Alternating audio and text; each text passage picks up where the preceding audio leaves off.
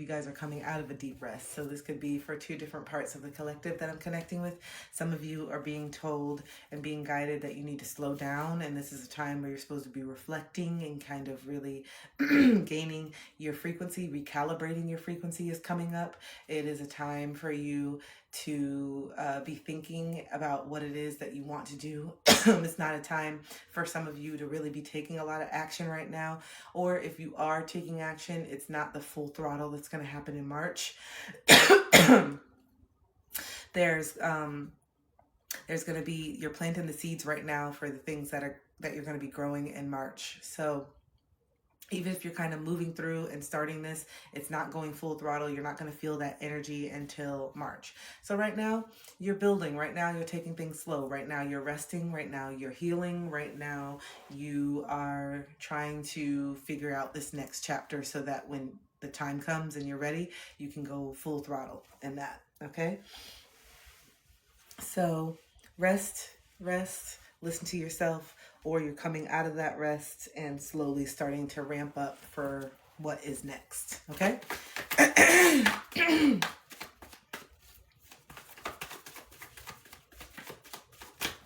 What else? Ooh, discipline. Okay, I knew this was going to come up. Discipline. You have to incorporate more discipline. You have to incorporate more discipline. You have to really start that self-discipline and do the things that you say that you're going to do. Self-discipline is one of the highest forms of love. And so when we can be disciplined and hold ourselves accountable and be consistent, that is a form of discipline. And a lot of you are getting the downloads right now and have been getting the downloads that you need to have more discipline in the way that you treat your body and the way that you show up for yourself. We talk about this all the time. We've been talking about this for months. And the reason why we've been talking about this particular download for so long is because so many of us are addicted to food. So many of us are addicted to sugar. So many of us are addicted to these things, and we need to start looking at it as such. I think it's easy just to be like, oh yeah, we're just eating this, we're just eating sugar, we're just eating this, or we're just having a dessert. Yeah, because it doesn't have the same stigma that like cocaine has. You know what I'm saying? But it's more addicting than that. To the product, absolutely. Yep. Over here telling you, how you gonna tell me that eating Cookie Crunch, that literally it doesn't have one single whole food in it, is a part of a balanced nutrition? You know how much we just were lied to? Recently, I was like, yeah. Have you seen them flipping the nutrition chart recently? And I was like, meat is a primary food source. Yeah, it's just, yeah, the FDA doesn't believe anything. That's why it's like, you when something says it's FDA insured, it's FDA approved, what the hell does that mean? That just means that a lot of times they're bought off by these companies to say that. Because how is this FDA assured when we know that's responsible for all these deaths? Diabetes, high blood pressure, cancer, FDA approved.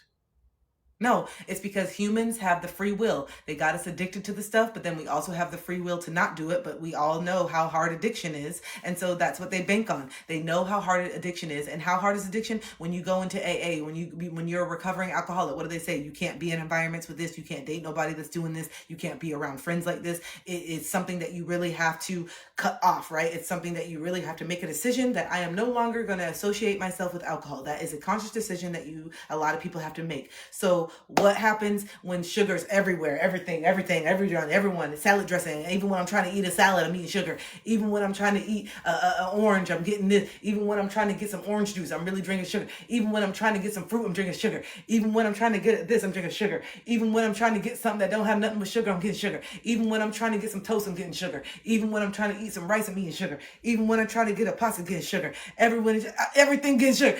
All the things that not supposed to have sugar, getting sugar. Even when I'm trying to eat this, getting sugar. Every time I'm trying to, it's sugar.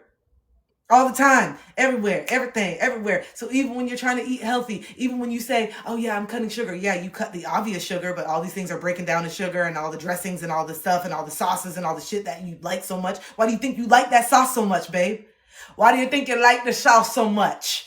Okay? It's probably because there's some sugar added to it and it's feeding that dopamine. That's why. Ooh, yeah, I'm cutting sugar, but I can't wait to have that Italian dressing that has so much sugar in it. Oh my God, I cut sugar, but man, there's some reason I just can't wait to have my salad later. I just want the salad. And it's weird. I'm just eating so much of the salad. Yeah, the salad is good and it's better. Okay, yeah, but there's the sugar in the salad dressing that's also attracting you to it. Don't get it twisted. Don't try to act like don't try to get it twisted. Look at the label, bitch.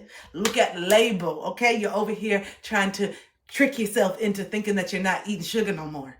You are. It just doesn't look like a brownie, and maybe that makes you feel better. I know. The ketchup. The mustard. Can I get some ketchup and mustard without sugar? Can I get some ketchup and mustard without sugar? Can I get some ketchup and mustard without sugar? Can I get some ketchup and mustard without sugar? You can't, okay, unless you go to another country. Okay, you look at the ingredients, you see that the same company makes the same thing, but with different ingredients. Okay, because there's definitely a different kind of agenda in the States, I guess. I don't know. Yes, olive oil, garlic, and lemon have my favorite salad dressing. Easy to make. I'm going to do that today, okay? I'm going to do it today. But you know why I've been buying the dressing? Because I'm still addicted to the sugar. I know why I bought it. I know I could do that. Olive oil, garlic. I've been knowing how to do it. You know why I keep buying the dressing? Because it gives me a little bit of that sugar that I want. I know what I'm doing. I'm not stupid. I see it. And I want it because I'm a dick. Okay, I used to fall asleep with Jolly Ranchers in my mouth, you guys. I don't think you understand how much my sugar addiction is. It's like sugar really helped me get through the traumatic moments in my house. I would dissociate eating sugar. It made me feel good. I used to eat sugar at amounts like I just don't know how I did it. I don't know. Sugar throws off your gut microbiome. Why you think there's a lot of probiotic products now? Yeah, yep. Provide the problem, give the solution. Oh, yep. We're gonna we provide the problem and the solution so we stay rich on both sides. Okay? We stay rich on both sides. Okay, I gotta cross this leg. Okay, this leg, I gotta cross it. Oh, thank you. Thank you. I appreciate you. Look, this is the closest to crisscross that I'm getting, babe. This is the close to crisscross that I'm getting. This is the close to okay? Those of you that are on YouTube, you don't know, but I hurt my leg. Okay? So yes. Woo. I'm so tired of it. That's why I feel so bad. I'm going to make some content. I have a new podcast coming out today, guys. Not today, but next Wednesday. But I'm recording it today. But next Wednesday is the official date, the 28th. I'm so excited. But the new podcast comes out, and these topics that I have now are fire. I'm so excited about it. And it's really going to challenge people. And this season is really going to trigger people more than it did before, because it's really going to be focusing on the self and the intent and why we do the things we do. I no longer want to be in this victim mode. It's them, it's that, it's this. I want you to get to the intent on why you keep doing the surgeries. I want you to be honest about the intent on why you're doing the cosmetic procedures, and stop saying that it's just empowerment and this is what I want and this is because it makes me feel better. I want you to get honest on why you feel like shit in the first place on something that you cannot change, something that's natural, something that's normal. So let's stop with the I just want to feel better, and let's really get to the deeper reason on why you actually want to why you actually feel like you're ugly in the first place. Let's stop thinking that the problem is that you're ugly. Oh, I'm ugly, so it's just I want to feel better about myself. No. Why do you think that you're ugly? Why do you feel like you're ugly? Why? Who told you? What made you feel like it? Who you comparing yourself with? What messaging did you see on TV? What did you see? Who did you see getting cut from America's Next Top Model because they were too big and they looked like the same body as you? Who was on America's Next Top Model that you said was too ugly because they had this weird nose and you have a similar nose as them? And yes, I do teach shadow work. I have a workshop at the end of the month that you can sign up for, or I have a 4-week one-on-one container that you can work with me on if you want extended time, or you can book a one-on-one call with me. There's so many ways. My website is linked in my bio, but we go deep in shadow work, and we have a big workshop that's going to, not a big one, but like a larger workshop on the 31st. It's virtual. So if you want to check that out and be a part of it, grab a ticket. So yeah, when you see people who have this hair and have this and this thin hair is ugly, when you see how much people just talk about each other, of course you're going to be insecure about stuff.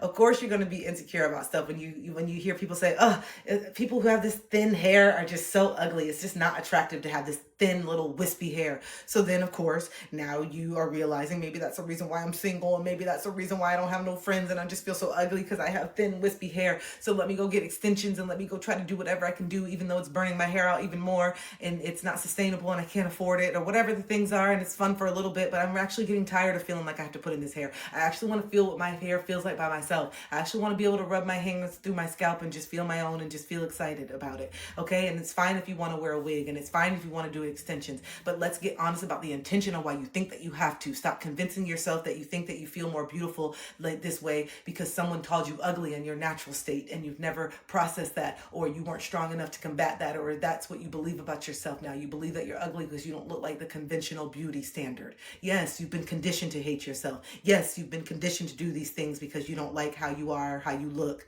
And that is not by a coincidence that so many women and so many men struggle with these aspects of themselves. Constantly making fun of people's size and this and movies. It's always the running joke. I can understand why men would have so much anxiety around how they look when you see how it's portrayed outside and you see the jokes around it, when really, I'm not really that big. Let's just keep it 100. We have all the jokes and we have all these expectations on what women want, what people want, and bigger is better. And we have jokes in comedy and in TV, and there's so many jokes around it. And then the reality is maybe you're not that big. I guess when you're comparing yourself to people. So what do? How do you overcompensate for something that you can't change? That's true. That in society is making you feel like this is why you don't have a woman. This is why you're not enough. Do you go to the extremes like some people have and have done reconstructive surgery to make sure that you can, because you think this is why, and it has nothing to do with your character and the way that you're just not confident in who you are. That couldn't be it. But they've convinced you to think that this one thing, if you could just fix that, everything will be fixed in your life. If you could just not have so many wrinkles, you'd finally have a partner. If you just didn't have that belly, then maybe you'd be married. But then people find out even when they lose the gut, because they haven't done the work here, they still see something different in the mirror. They still feel like they're not enough. They still feel like they haven't done anything, even when they've lost 20, 30, 40, 50, 60, 70, 100. It's still not enough, because that's not what the issue is. The issue is how you feel about yourself and your need for external validation, and the anxiety that you feel that now that I've lost the weight, is this enough? Now I have the skin, now the stretch marks, and can I maintain it? And now everything is going towards this, and I can't enjoy this food, and I can't do this anymore because now I've achieved this. But why am I still not meeting anybody? Why is everyone still not liking me? And why am I having more surface level conversations and in situations now? Even though I've lost the weight, I'm skinny now. I should be lovable. I'm skinny now. I should be accepted.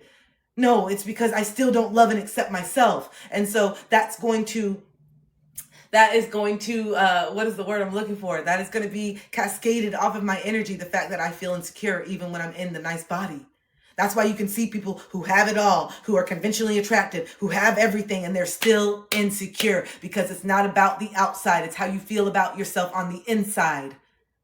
Because there's always something. Yes, you may have the best body. Yes, you may have the perfect height and a model status. But maybe the one thing that you wanted to do is be a doctor. And maybe you've been conditioned because of your looks from a young age to say, hey, you're too pretty for that. You're too pretty. Why don't you just be pretty and don't worry about being a doctor? You're just so pretty. Why are you over here hurting your brain over books, babe? Why are you hurting yourself over that, babe? You're just so pretty. Babe, you don't even have to be smart. You're just pretty. You don't have to do anything. You're just pretty. You don't have to do it. You're pretty. Just be pretty. You know how many people were told that? You know how many people have been told that? You're just pretty. You don't even have to work for anything. What the fuck are you talking about? This is just how I look.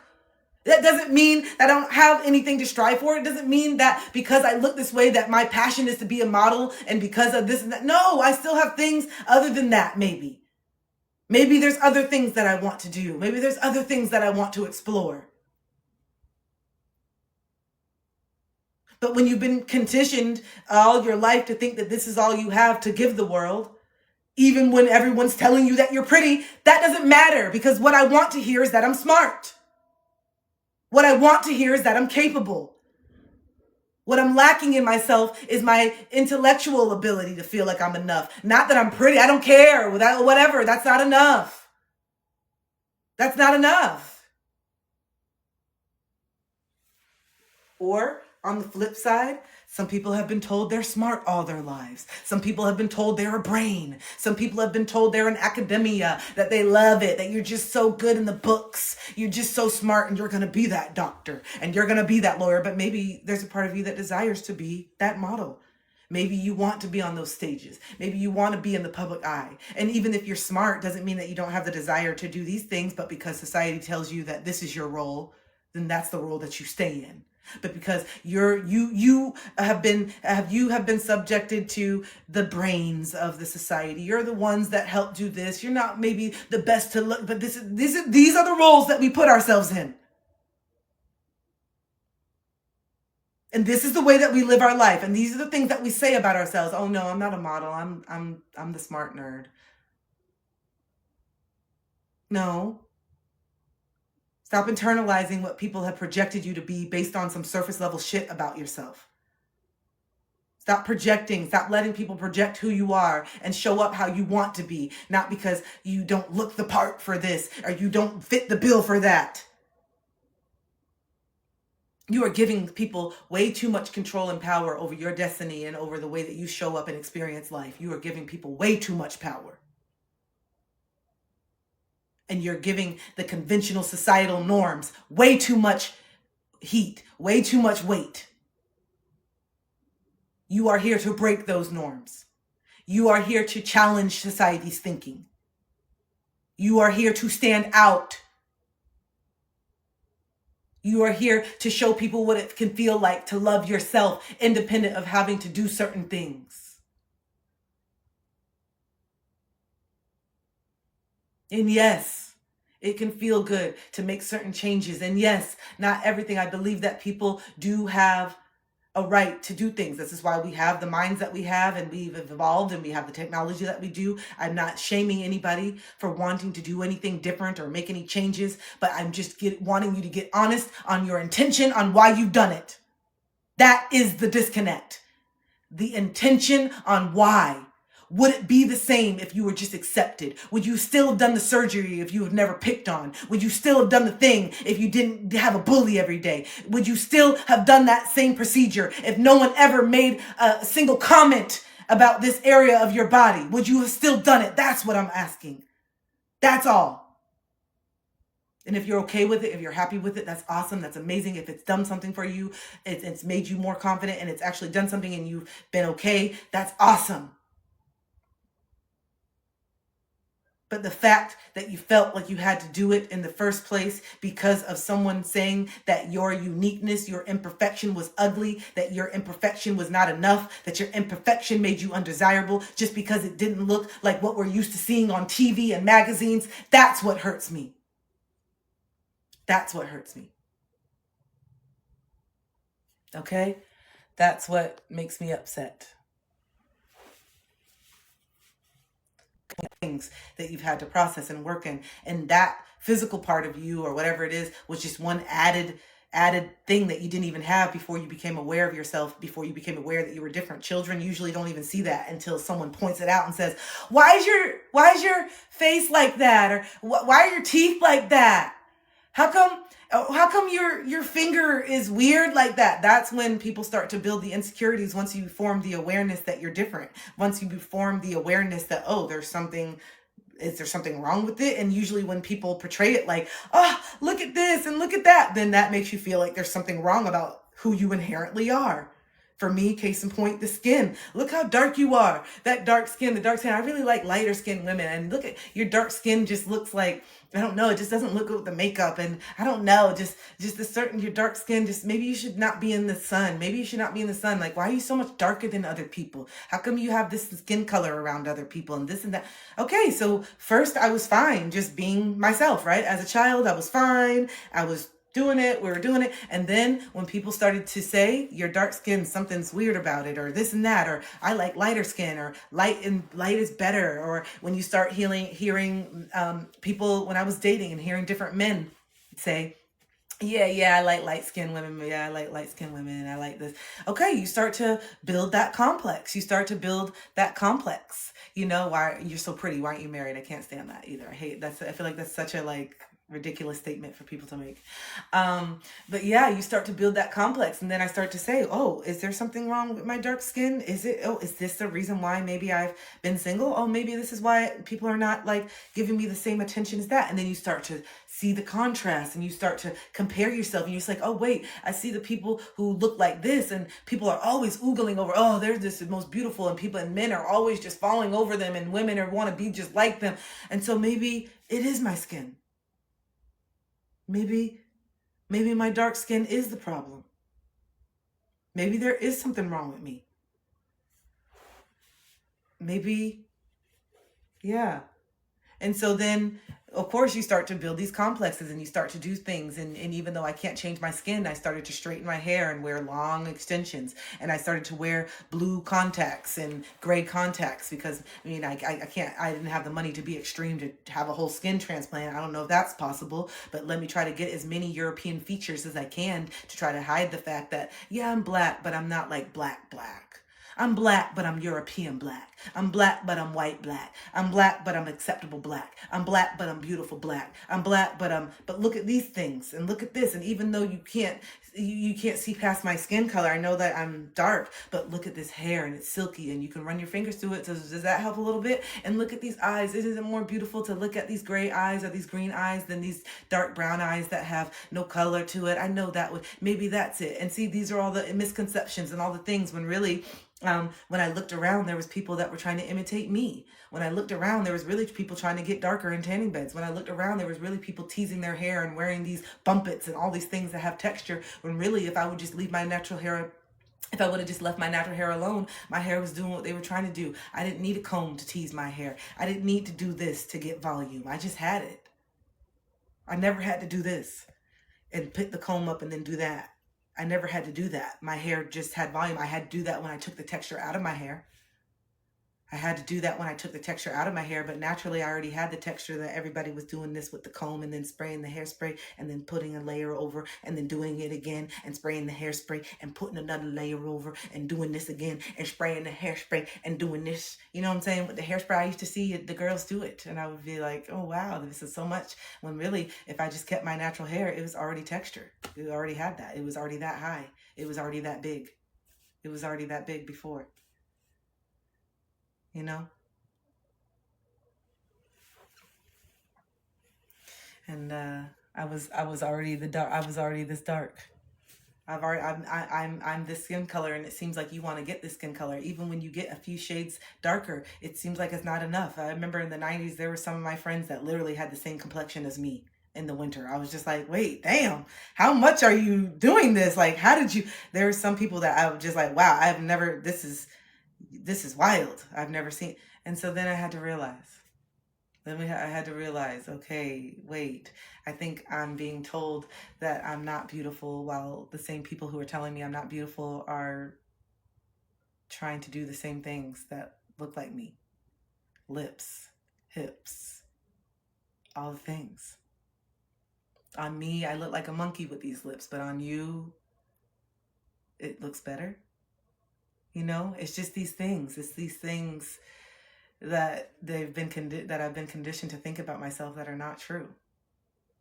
And in reality, if anyone looks more like a monkey, it is someone who has their lips overfilled.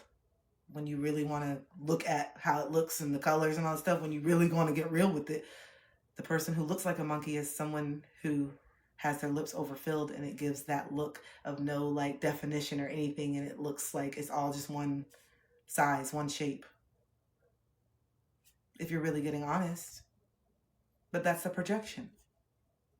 It's ugly on the person that it comes naturally on, but it's beautiful when I use money and procedures to enhance myself. It's more beautiful on me. It's not as beautiful naturally on you, but it looks beautiful on me, not natural.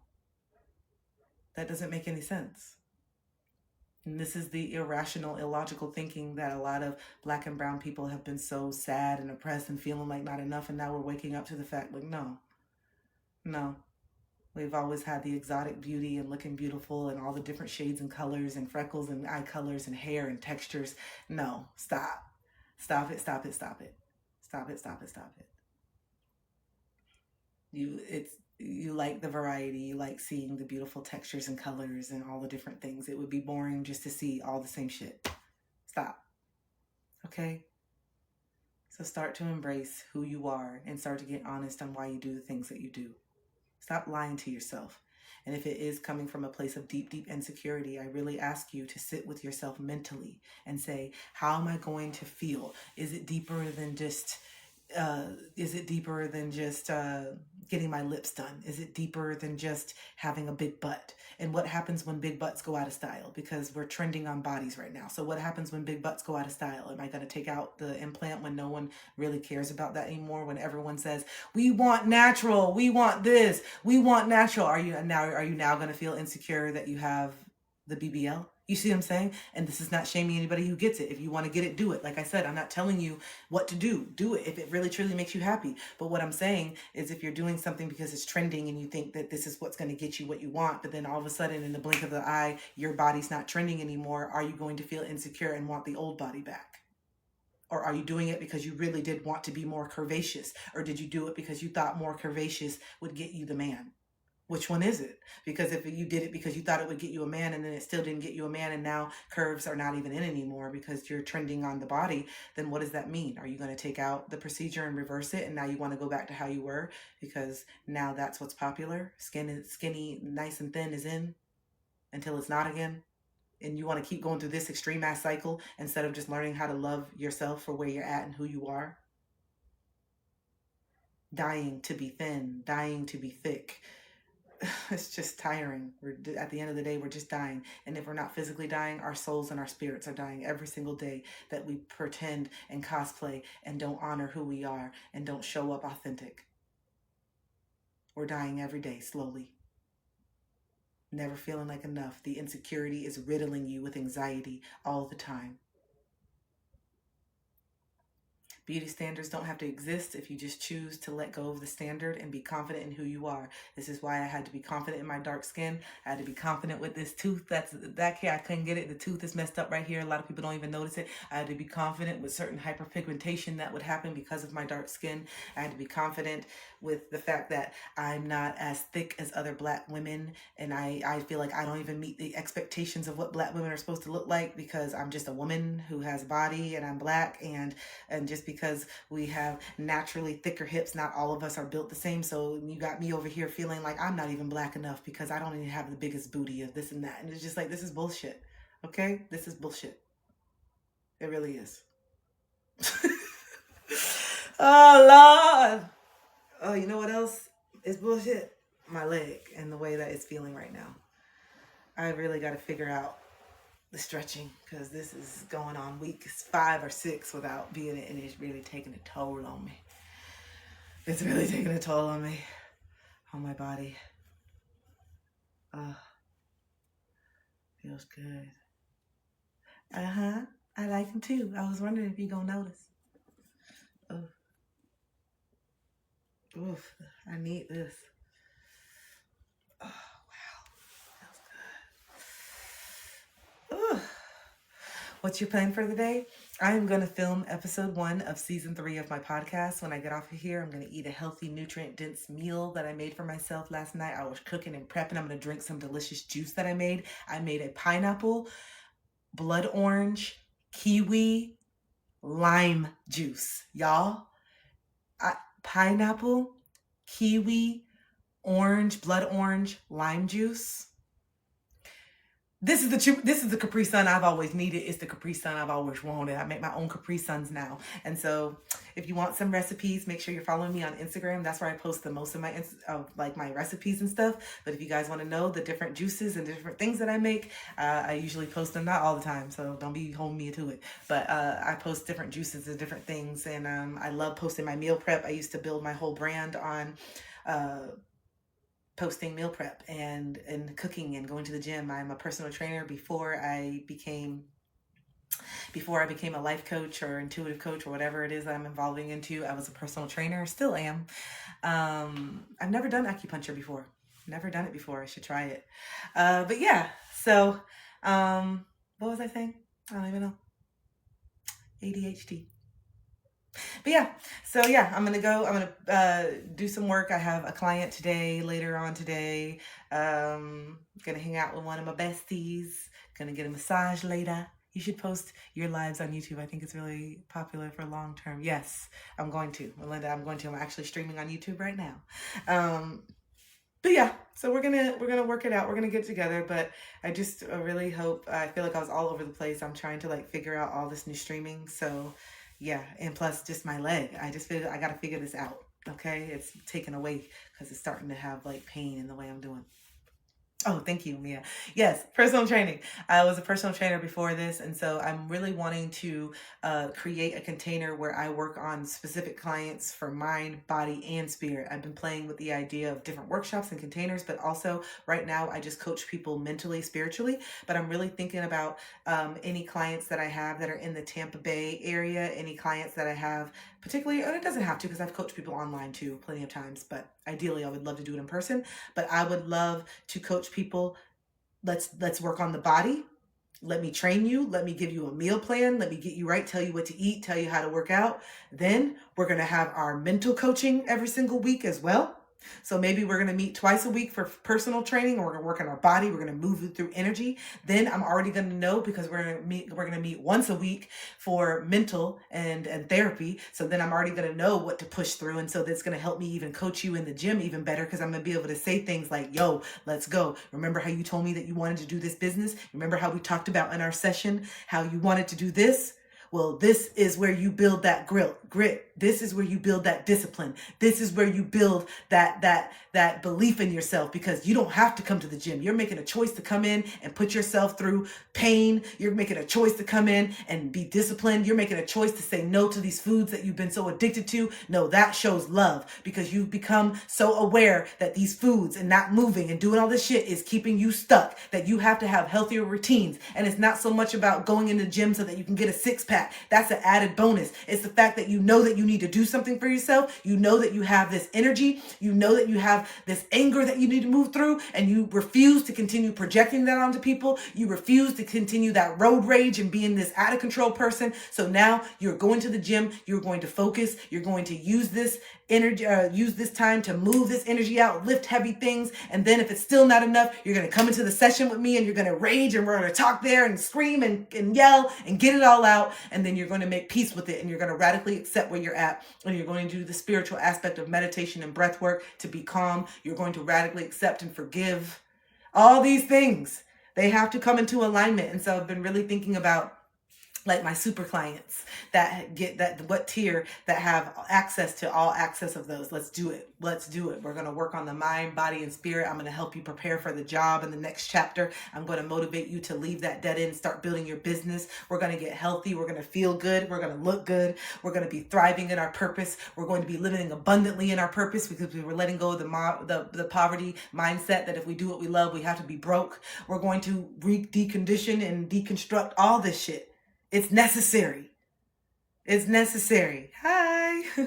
It's necessary. It all needs to come together now. So if you've been seeing 333 a lot, this may be why. The 333, we need to come together. We need to put all these little pieces. Some of you have worked on your fitness for like years, and you've been so good, but then you were so disconnected in your mind. You had a hot body, but you were still insecure. Then some of you have worked on your mind, and you're starting to work through this, push through this, and start to radically accept. But now it's not even so much that you feel insecure in the way that you look. You're just tired of how you feel. You're tired of the diarrhea. You're tired of the constipation. You're tired of the emotional mood swings. You're tired of the hormonal imbalances. So now your reasons for wanting to get into the gym are not just superficial and just subconscious. I just want to look good. No, I want to feel good. And I'm so tired of being asleep. I'm so tired of just having diarrhea every day. Your body's speaking to you. Your body's saying, I don't like this. We're not able to process this. This is not good for us. So we're releasing this in a way that we're not even going through the whole process of our we're just exiting because it's too much. Our body can't even hold on to this enough to form solid waste. That's how much we don't like this anymore, but we just live with it. We just live with it. Yeah, I am psychic. We just live with it. We've normalized it, but now the only reason why you've been able to normalize this is because you've been so disconnected from your body. Now that you're connected to your body again, not only are you feeling the high emotional mood swings, you're crying, you're getting angry, you have less tolerance. Now you're becoming super aware of your body, and you're becoming aware it's the way that you're treating it. You're sitting here saying, okay, maybe all this other stuff, okay, the way I choose people and the way this, but how do I don't even have control of what I put into my mouth. That's the frustrating part. I don't have any discipline or control of what I even put into my mouth. I feel out of control. So what do? I try to control other aspects. I try to control other people because of the lack of control that I have within myself. Some of the same people who don't go to the gym, who don't have a healthy regimen, are the same people that can literally say, well, Mom, you do it. Mom, if you would get in the gym and eat healthier, you would feel better, Mom. You know, the reason why you have this knee stuff is because you're not working out. I try to tell my mom that she needs to work out and she needs to do better, but she doesn't. She's always eating this shit. And then I'm like, you are the same. Just because you're 20 years younger means that you're exempt from taking care of yourself. Just because you gotta wait, just because you're gonna wait until you get your mother's age and the lacticity and the collagen and all the things are breaking down, which happens naturally whether you're healthy or not. You have the right to point the finger at your mom when you're not doing what you're supposed to be doing. You're projecting. You're projecting. You're not living in the way that you want to. And you think that because you're younger, you have a past. No, it's because you're younger that you need to get started now so that you're not like your mother when you're 60. That's the whole point. That's the whole point, is to start making good, healthy choices and routines now so that when you're 70, 80, it's not like when you fall, it's not catastrophic because you don't have any tissue or cartilage or joints are so old and you don't have any muscle mass to support the fall. Yeah, that's why we're doing it. It's not just because we want a six-pack and because men like six-packs. It's not just because we want to have a big booty because men like big booties.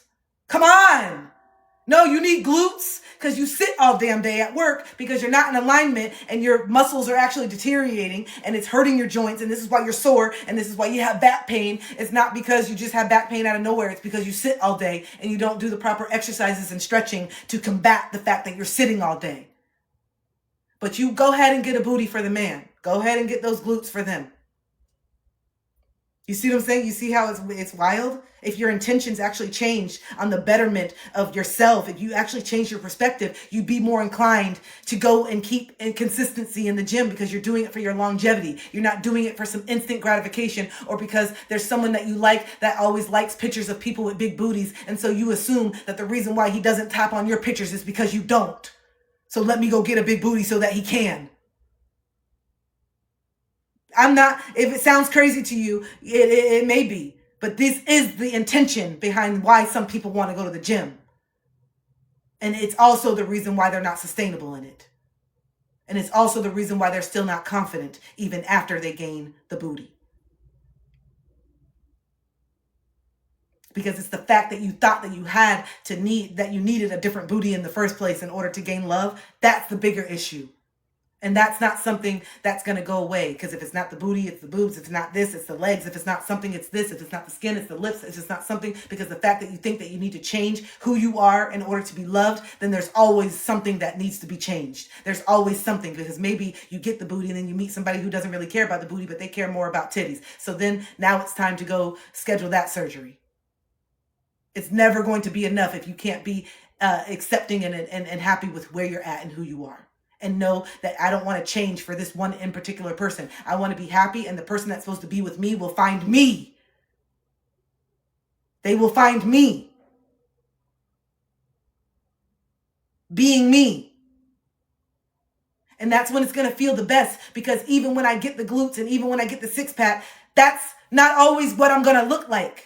As we know, as humans, we go through seasons. There's seasons when you're snatched and seasons when you're smaller, seasons when you're bigger, seasons when you're bloated, seasons when you're chubby, seasons when you're not.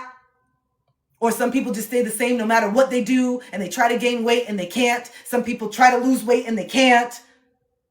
So Am I constantly going to be unhappy with myself, or am I finally just going to accept I'm a slim person and I don't have these thick ass curves? And I know a lot of black people do, but this is just how my body is, and I got something and I like it, and I'm not working with it, and I can make it a little bit bigger if I wanted to. But if I don't want to be stressed out in the gym and have this thing, I need to go to the gym because this is why I'm single, because I don't have. That's not the reason why I want to do it.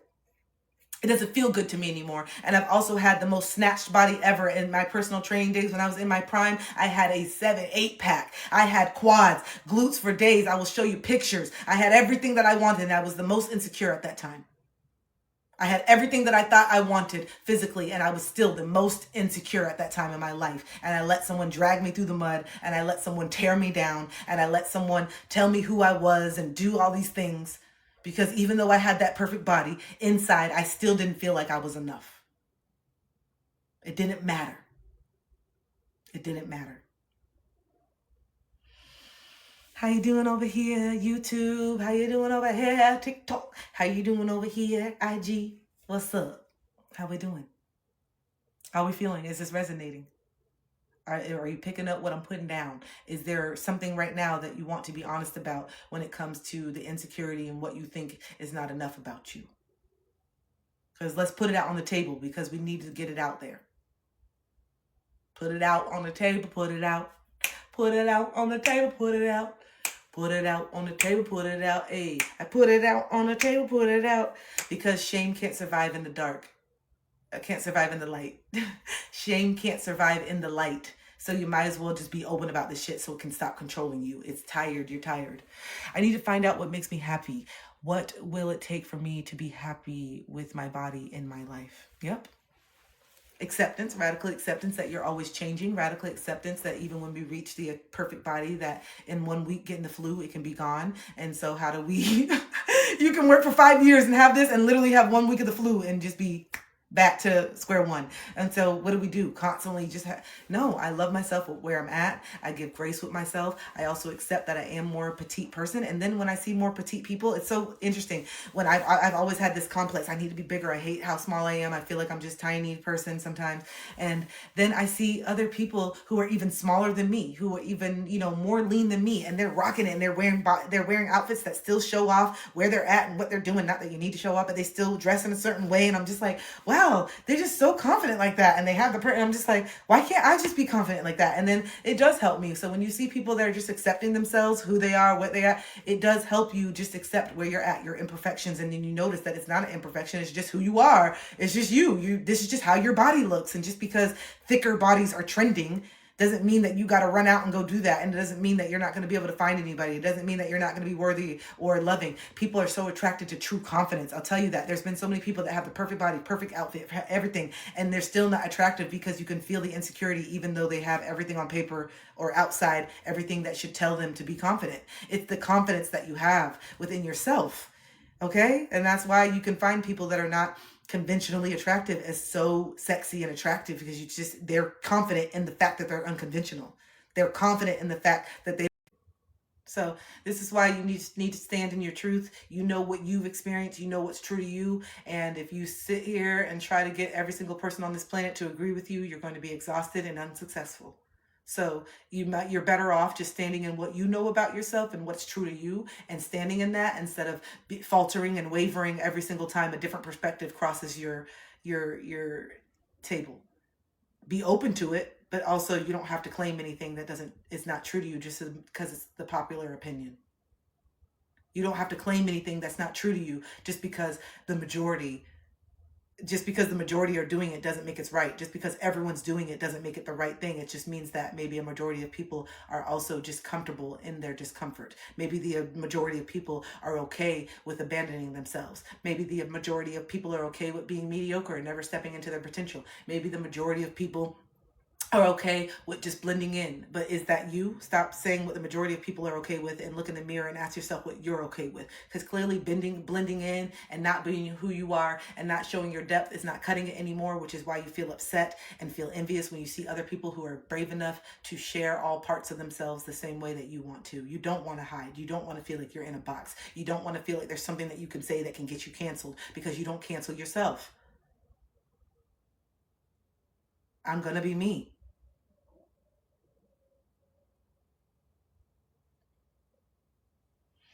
It seems to be the most natural people about almost everything are usually the nicest, well-rounded, balanced human beings you've ever met. Yeah.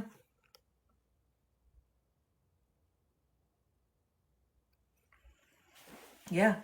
Because when you've done this work to really sit with your insecurities and get honest with the ways that you don't love yourself, you can then extend more grace and compassion and understanding for the things that you see in other people. People are just mirroring back old versions of you. So when you see people come in and make fun of you, when you see people talk about you, talk down to you, you can recognize that you were that person before. You've gossiped, you've talked behind someone's back before. And then since you can acknowledge that and you can hold yourself accountable because you know that who you were in the past doesn't have to define every single aspect of who you are now, but you can also own it. Yes, I used to talk crap about people. And let's go deeper. The reason why I did it. Why did you talk crap about people? Why were you so gossiping? Why didn't you like it? And so once you can understand that about yourself, then you can apply that same logic to the person that's making fun of you now. Well, this person's making fun of me now. And when I used to make fun of people, it was because I was deeply insecure and I wasn't confident in who I was. And because I didn't feel allowed or confident enough to even admit that, I would just project those feelings because energy can't be destroyed. It can only be transferred. And so the negative feelings that were projected onto me in childhood had to go somewhere.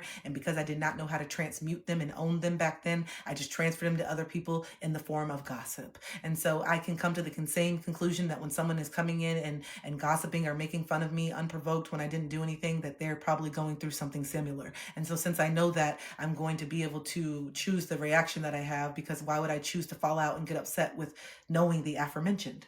That's a waste of energy and not actually putting into practice what you know. It's still choosing to show up a disempowered version of yourself instead of stepping into the powerful person that you really are. Letting people's words make you crumble because there's truth to them within you, not because there's truth into them from the person that's saying it, or maybe there is. That's what I'm saying. Maybe there's some truth that's not really true that you still believe about yourself, or maybe there's something that really is true about your character that you have been needing to work on, but no one's been brave enough to really talk to you about it. And so it took this stranger on the internet to point out the fact that you're insecure because everyone around you is too scared to hurt your feelings. But the stranger on the internet didn't give a damn. And so even though it seems mean that the stranger said that, and maybe their intention was to be mean, it did hit you. It did wake you up to something. There was some truth in it, right? And so is it really mean if it's true? Yeah, maybe the way they said it, but it's not always what you say, it's how you say it. And so maybe if that troll that came in said it in a nicer way, would you be able to receive it more? Would you be able to receive it better instead of them just calling you out in front of 100 people that you're this and this or whatever it is, even though it's true? Maybe you just needed someone to pull you aside and say, hey, I love you, and please don't take this the wrong way, but the way that you show up is like this. Maybe you could have handled it like that better, but you weren't able to hear that because when people tried to do that, you pushed them away. And so maybe the way that spirit said, okay, it's time for them to integrate this truth, and I'm going to have a troll on the internet just do it so blatantly that they can't run from it anymore. And it may feel like it hurts, but it's really for your greater good. Because now that someone pointed it out, maybe you can stop running and you can take off the mask and you can be less anxious and you can just accept these parts of yourself. And then you can actually work on these parts of yourself, but you can't accept and work what you're not aware of. And so that troll actually did you a favor, but you don't see it that way. You see it as an insult, even though it's truth. You see, your perception's everything. You don't have people around you that are honest with you because that's by design. You don't want the truth all the time. So it took the stranger on the internet to point something out to you. But at least now you know. That's how I see it. Because if it wasn't true, it wouldn't impact you.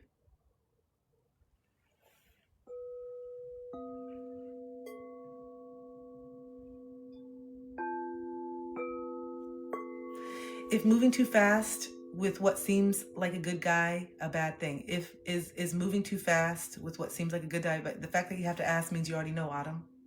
The fact that you have to ask means you already know. The fact that you have to ask means you already know.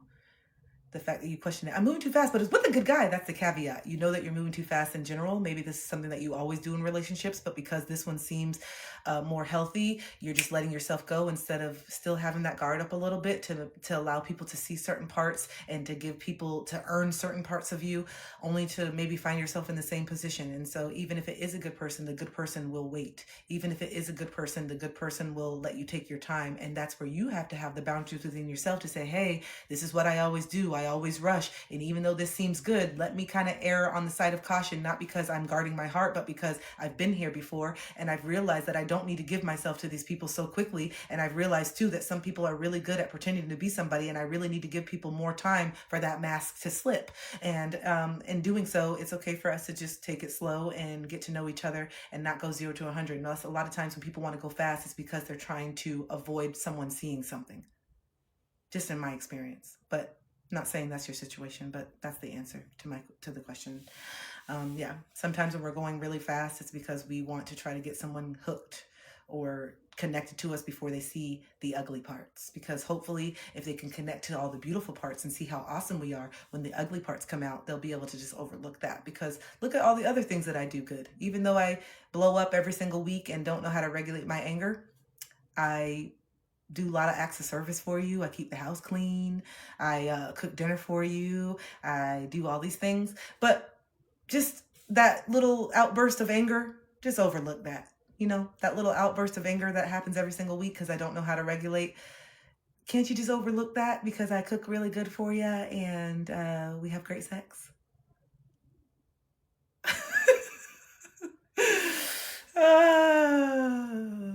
You know? Isn't my intimacy in the way that I just tear you up in the bedroom enough for you to overlook the fact that I'm unstable? Isn't it the fact that I dick you down? Isn't that enough to let you know that I'm emotionally unavailable and all the other things? And maybe when you want to have conversations, I don't really want to talk about it, but I please you in all the other ways. Is that enough?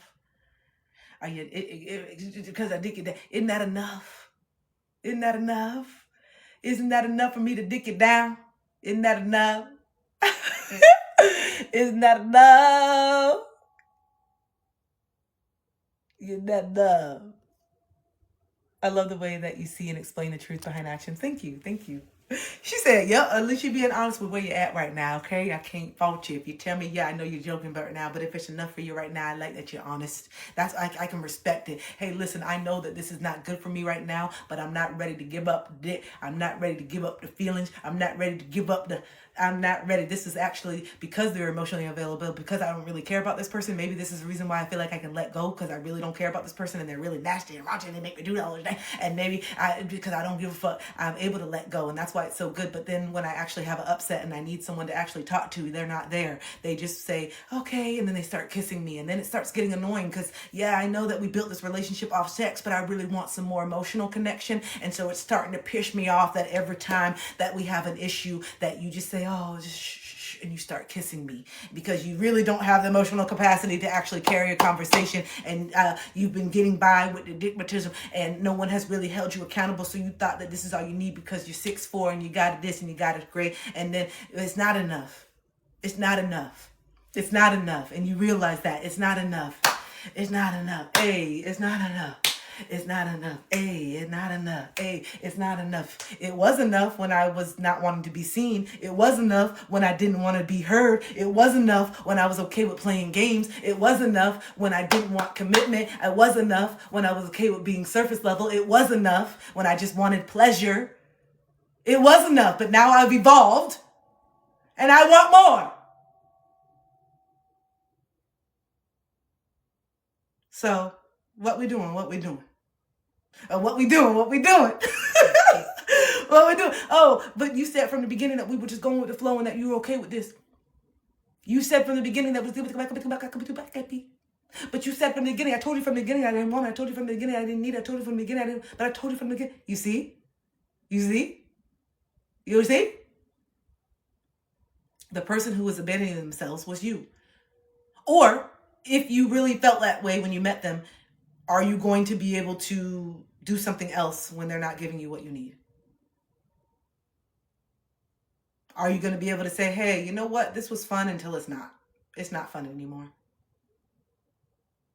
Or do you feel like you're owed now something because you've invested the time that you didn't have to invest in someone who told you from the beginning that they wanted to just take it slow or go with the flow or didn't know?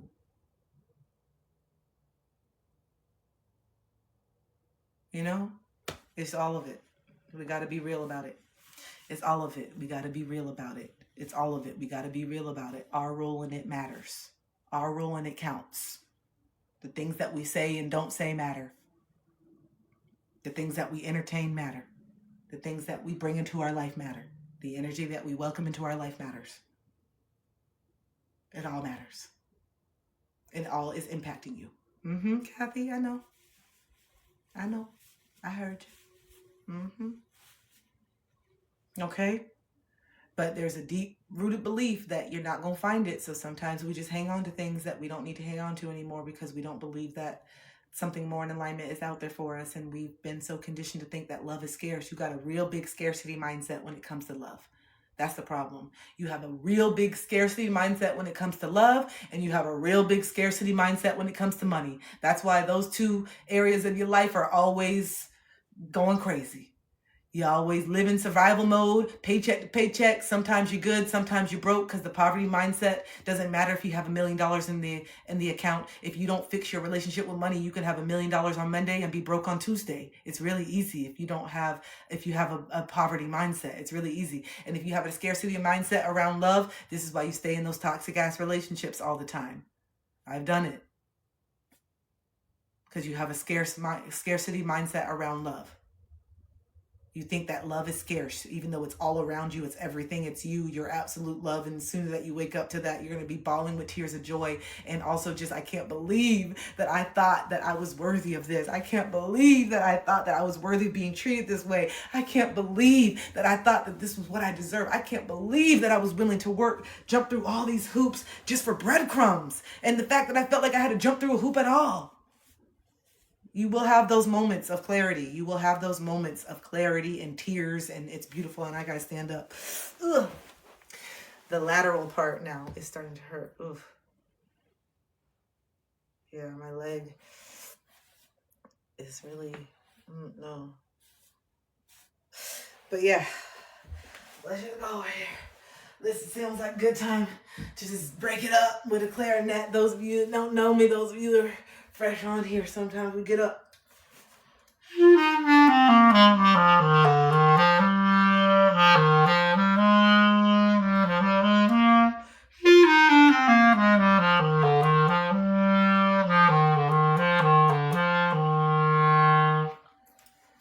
know? Damn. Yeah, this is, no. I gotta fix this. Shit hurting. Hurting.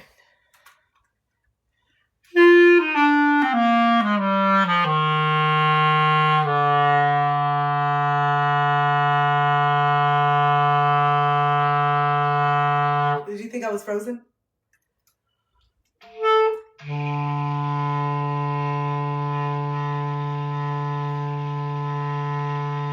The line froze.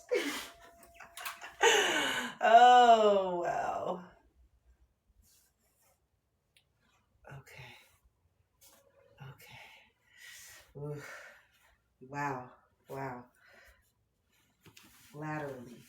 Laterally, I gotta start doing this work. I gotta start rehabbing this leg because it's hurting. Look at me. Look at my cane bend down. Look how I gotta be because it hurts. Look how I gotta be because it hurts. Look how I gotta be because my knee hurts. Now you're frozen. Hi, Adam. Oh, look at me. Look at me.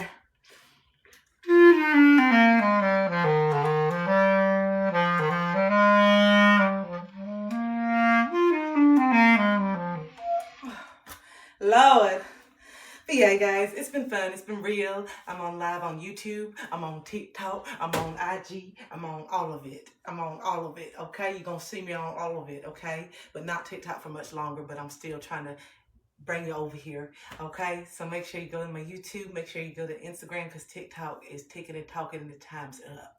I'm over it, okay? Golly. It's too many things, all right? But yes, so what are we waiting for? Why are we spending another second not being conscious and where we're at and what we're doing? Take care of that knee now. I know it hurts. Okay, why are we doing this? Why we're not stepping in? Why are we not doing the things that we're supposed to do? Okay, it's more than ever now. Thank you for loving it. Thank you. Apparently it's too much for the ticket to talk. Okay. But thank you. Thank you. I appreciate it. I love it too. I think it's great. But yeah. So I'm going to go. I'm going to start working on this podcast. Please check out my podcast. Please check it out. It's on all major platforms. If you want to see the visual version of it, please look at the YouTube. And if you want to just listen to it and you're at work and you want to just listen to it, you have it on all major platforms. Okay. It's on my website, KristenUnderwood.com. Everything, how to work with me, events, things that are coming, all the stuff, all of it will be on my website, KristenUnderwood.com. Get a copy of my book, the journal, whatever it is. Before we leave, I think we do need to pull something from my book. If you guys didn't know, I wrote a book. For those of you who like how I coach and like some of the truths and the punchlines, here you go. You have a whole book of punchlines, of truths, of uncomfortable truths that can help you. And I'm so excited that you're quitting your job, babe. Let's go. I'm so excited that you're quitting your job. Let's go. Okay. Oh my gosh, I said this earlier. Page 63. Page 63. You put so much pressure on yourself to achieve, but will it ever be enough? That's a question. You put so much pressure on yourself to achieve, but will it ever be enough? Ooh, 64. We just talked about this. 64. Gosh, I just pulled to the right section. Okay. You say that you're worthy of a healthy love. Meanwhile, you're still entertaining toxicity in your current relationship. Your words are not aligned. Your words and actions are not aligned. You say that you're worthy of a healthy love. Meanwhile, you're still entertaining toxicity in your current relationship. Your words and actions are not aligned. You use anger to intimidate others so they don't get close enough to see how insecure you really are. Y'all, I can't wait until I record, because you guys know I'm going to record this as an audiobook now. I'm going to spruce this all up. There's some things and changes. I'm going to release this with more uncomfortable truths. So I'm going to be releasing a second copy that's going to have about 100 more pages in it. But I'm also going to be recording an audio version. And I decided I'm not going to just do it like this. Like, you say that you're worthy of it. No, I'm not reading it. It's going to be Kristen Underwood reading it. And it's going to say, you use anger to intimidate others so they don't get close enough to see how insecure you really are. I'm going to do that too. And that's going to be turn the page. What do you guys think? So you're going to be in your kitchen, you got your thing, maybe you're making some breakfast, and then you got the audiobook. Okay, let me look at uncomfortable truths today. Let me see what page we on. And then it says, you use anger to intimidate others so they don't get close enough to see how insecure you really are. But I love you though, and I know why you like that, because your daddy was like that. Next. Turn the page, okay? And then the next one's going to say, the reason you feel immature when it comes to communicating your feelings is a direct correlation of how your caretakers communicated with you growing up. If you were met with gaslighting, stonewalling, or explosive anger, for example, this may be why you have a hard time expressing yourself now. So stop being so hard on yourself and look at your environment, baby. Next page. It's always, I'm going to have a little like my 2 cents as well. You keep attracting people. Okay, wait, let me see. Okay. You're trying hard to make mom and dad proud. But if that's at the expense of your own pride and happiness, is it worth it? So some of them are rhetorical questions. Some of them are validating statements. Some of them are really uncomfortable truths. So it's a whole bunch of variety. But this one is a rhetorical question. You're trying hard to make mom and dad proud. But if it's at the expense of your own pride and happiness, is it worth it? I don't know. You tell me. Next page. Okay. Let me know. People will be like, what the hell is that audiobook that's cussing you out? I keep hearing that audiobook when you're getting ready and it just seems like you're getting cussed out. It's an audio therapist. It's Audio Kristen life coach.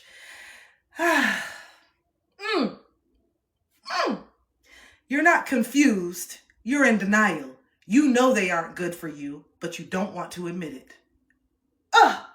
Look at you. Look at you over here reading the book. You drinking your tea on a Saturday morning. You just over here. Let me see what untruths that I need. Because I've been confused lately. Let me see what it is, because I've just been confused lately. Let me see if I can just go to a random page, because I've been really confused about life and I just feel like I need some more clarity. Then all of a sudden you turn to 76. You're not confused. You're in denial. You know they aren't good for you, but you don't want to admit it. Damn. I was just trying to say that I was confused. I was just trying to say that I just needed more clarity. I just wanted more clarity on certain things because I just said I was needing more clarity. I didn't know that. What? Huh? I thought I was. Could I just get capable? You know, no. It's because we do know a lot and we know how it feels and we know what we want, but it's just sometimes doing the things is hard. That's it. Okay? Stop making it more than it is. Oh. All right. But anyway, guys, that is my time. My leg is hurting. I said I made it till 10 o'clock. We did it. I did the thing. If you want to get a copy of my book, it is on my website. You can be directed there. If you want to join the website, please grab a ticket. That is also on my website. It's on January 31st. It is virtual. We're going to be going deeper into this shadow work. I'm going to start framing and doing my workshops a little bit differently. And I want it to be more of that group therapy. I want it to be more interactive. So we'll have more of the lecture moments, but then I want more interaction and conversations, but we just have to be a little more mindful of how long that we're speaking in these workshops, because I know that some of these workshops are the first time that you guys are ever speaking, and once you open that throat chakra, sometimes it's just the whole 90 minutes is your session, and we just got to be more mindful. And so I'm trying to find a way to be more mindful, allow people to speak their truth, but if you want to go deeper and you want to have more of that own time, then maybe you do need to book a one-on-one, and the group is maybe the group is going to let you know that you need to actually get more out. And if you feel good from just getting it out in 90 minutes with a group environment, imagine how amazing that you're going to feel just getting all this shit out. Just get it out. Tell me all of it. When will you be live again? Tomorrow. Tell me all of it. Get it out, spit it out, let it out, cough it out, throw it up, do it, all the things, cry, do it. Some of you need to have the cry where you're like, you need to have that cry where it's like, you know, the one where you almost throw up because you need to let this shit out. Some of you need to have a cry like that. I'm dead ass. Some of you need to have a cry like throwing up, can't take it. The cry where you literally go, you're hurting so much where it's,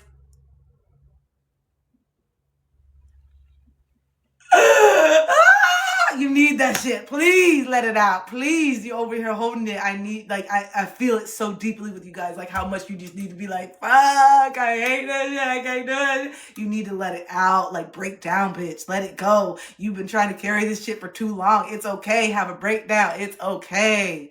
Okay? It's okay to literally be like, fuck it. You got to break down. And then, like, once you break down and you hit these rock bottoms, you have to be like, okay, I felt it. This was extreme.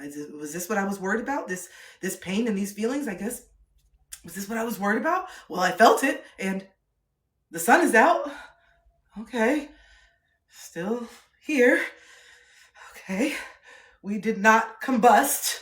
We felt the feelings that everyone told us to be scared of. We're no longer a robot turning back into human. Oh, feels so fucking good.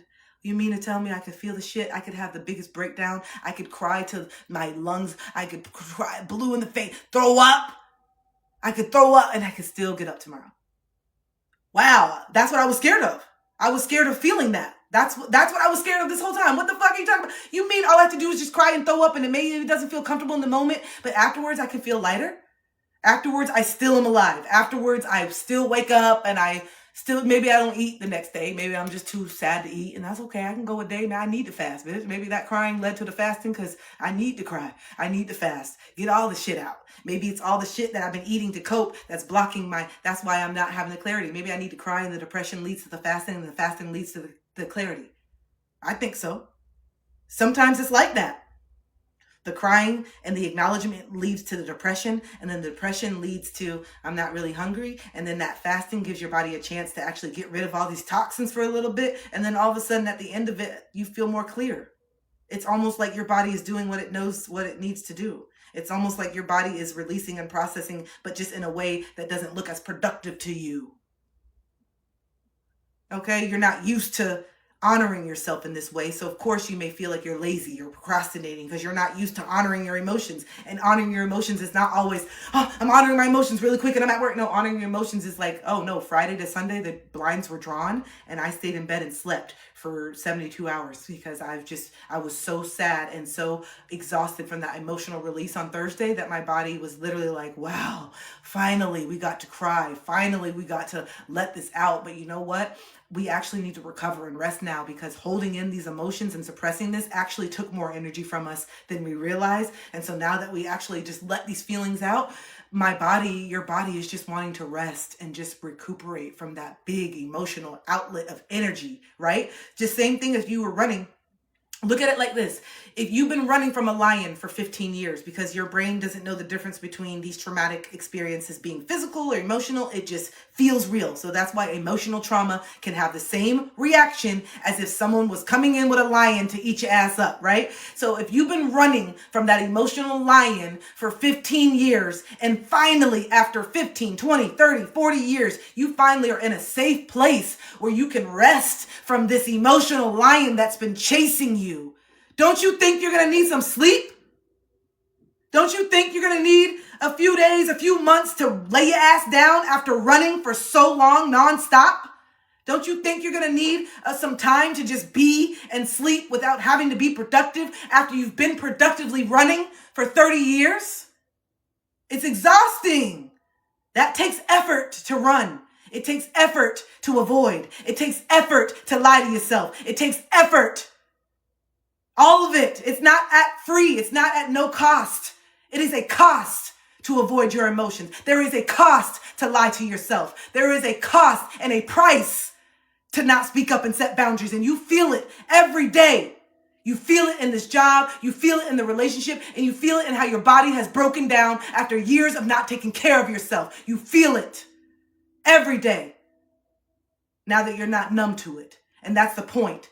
Because you're not supposed to be comfortable feeling this way. The discomfort is supposed to make you get your ass out of that bed and go to the gym. It's supposed to make you get up and start making a healthy meal. It's supposed to make you get up and start figuring out how you're going to get out of this job, because you can become aware of the fact that the job is leading to your demise. The fact that you don't like the job is allowing you to be emotionally unstable, or is enabling you to be emotionally unstable because you just can't get the job. You don't like it. And so to cope with that, you eat like shit, which impacts your sleep. It's all a process. You're out of alignment. So you got to figure out where the alignment started. You're out of alignment because of the job, which leads to this, which leads to this. So you think that just going to the gym is going to fix the alignment of the job that you're not meant? No, that's a part of it.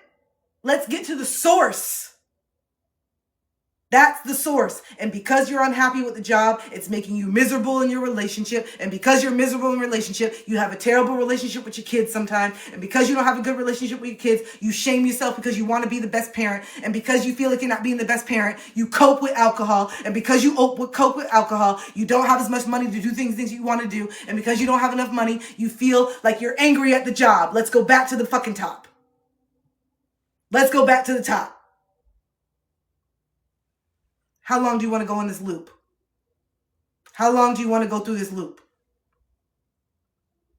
The root of it is why you have all this other misalignments. The root of it is why all this other shit is not working out. Whatever that root is to you. It doesn't have to necessarily be a job or be anything. Maybe it's just the fact that you believe certain shit. Maybe it's the fact that you've never acknowledged your younger self. Maybe it's the fact that you're running. Maybe it's all these things. But trying to fix it in the middle and do all these things, you've tried to do that before. Get to the root, which means that you have to go deeper.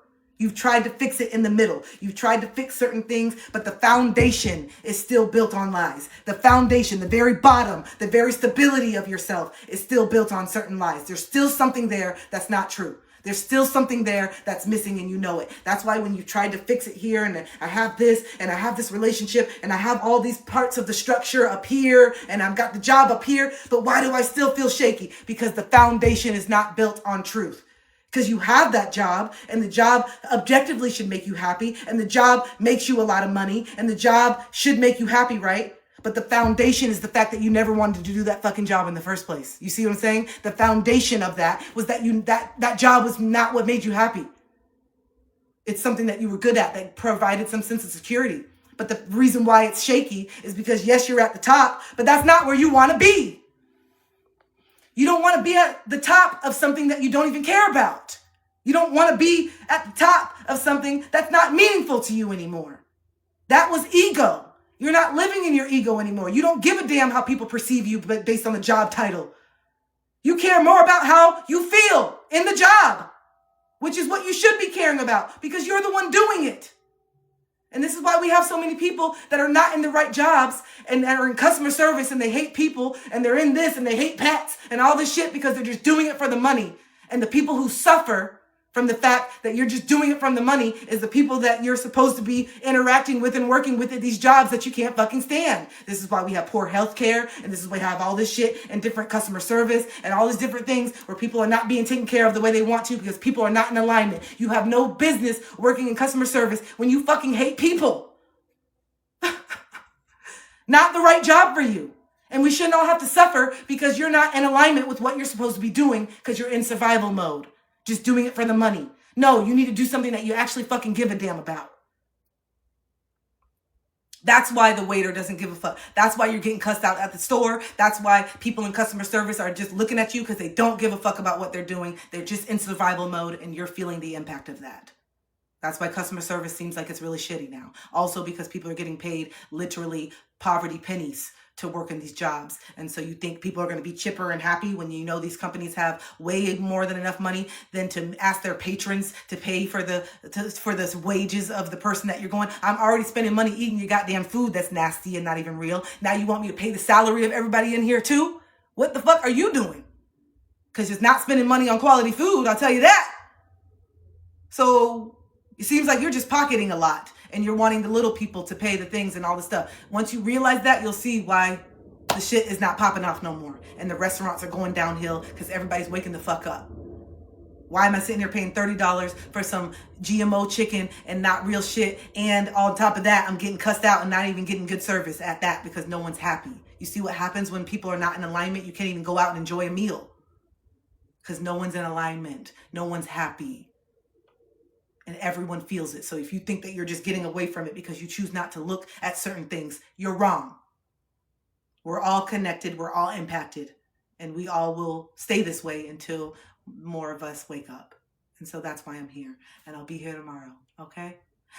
On that note, I love you guys. I will see you. Thank you on YouTube. It's been fun. I love it. Let me try to get out of here. I'll see you guys. If you want to connect with me, if you want to go deeper, I have a workshop at the end of the month. If you want to, hi Kaz, how you doing? Kaz, so good to see y'all. If you want to join my February mentorship, I will have information on that up on my stories today. The January ones are going amazing. I love it. It's so great to be back in work and it's so great to be connecting with you guys deeper in that way. But yeah, February is coming up. So I'll let you guys know how many spots once I confirm with the people who are in January. And so we have that. We have workshops coming. We also will have some in-person sound healing and workshops in person in the Tampa Bay area. So if you live in Orlando, St. Pete, Clearwater, and you want to meet in person, you want to have a live sound healing in person, 45 minutes, you feel like you really need to recharge, relax. This is something that you want to do New Year's as we approach New Year's, because I don't see January is not New Year's. It's in March. And so if you're feeling like you just need to reclaim your energy, if you're feeling stagnant, if you're feeling stuck, if you want to just try something different than you've already done and step out and try something different, then I'll be here. And it's good to see you, and I can't wait to work with you. Okay? Sometimes you have to do something that you've never done and try something. Okay? So, yeah, it's going to take you getting out of your comfort zone, and a lot of you guys have come really far without having to get super, super, super uncomfortable. You've done a lot of work and you haven't had to get super, super uncomfortable yet, but here we are. Here we are. It's time. And you get to decide if I'm going to keep here hiding behind the shadows because I'm so worried about people's words and how people are going to perceive me, or if I'm going to rip the bait off and know, man, it's going to hurt if some people can't accept this version of me. Yeah, it's going to hurt if some people don't want to fuck with me no more because I'm being more real, but it's going to hurt even more if I continue to be somebody that I'm really not. It's going to hurt more when I'm on those final days and I'm having those meetings with Source, God, the ancestors, whatever the hell happens after this, and they sit here and say, well, what happened with this? Well, I was just too scared about that stranger on the internet to step in and live out my mission and do the things that I wanted to do because the stranger on the internet who was also hurting and insecure and has no profile picture made me not do it. They did it. It's their fault that I didn't ever step in. The person on the internet with no circle on and they don't have no picture because they're also insecure with 0 followers, and actually you just let a bot stop you. It's probably not even a real person. It's probably a computer. And, you know, and this is why I'm getting a live restriction right now, because I'm telling the truth. What did I just say in the last 5 minutes that caused a restriction? What did I just say right now? This is exactly why you need to be on YouTube or Instagram, and why I will no longer be going live on TikTok probably in February, because what did I just say that was a restriction? What did I just say that was, what did I just say? What did I say in the last 10 minutes? It's the truth, and the censorship is wild and it's crazy. So please follow me on YouTube if you want to continue these messages, because I will not be censored, and I will not be getting strikes and be up here in survival mode waiting for my livelihood to crumble just because I'm saying the truth. That's what I'm not going to do. I'm over it.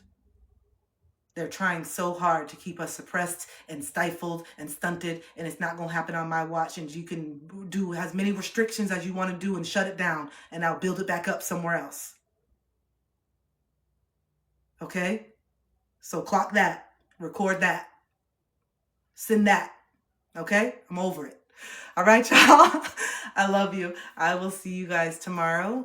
I will keep you updated on where I'm going to go tomorrow, what I'm going to do. So just make sure you're following my stories so that you know, because that's where I post the updates. All right? See y'all on IG. I love ya. Bye-bye on the Tickety Talk. See you later on the Tickety Talk. Tired of your ass.